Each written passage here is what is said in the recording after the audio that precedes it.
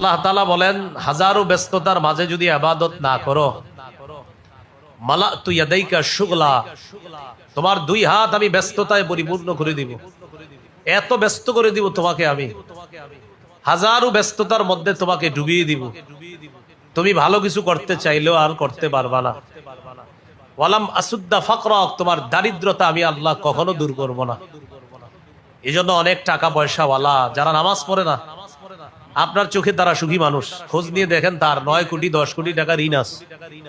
ওই যে পেরেশানির মধ্যে আল্লাহ ফালায় রাখছে, কারণ সে ইবাদতের সুযোগ পায় না, সময় পায় না।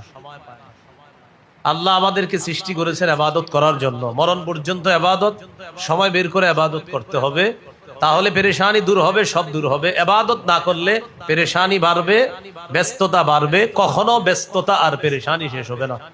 আল্লাহ আমাদের সকলের এই জীবনটা আমরা যেন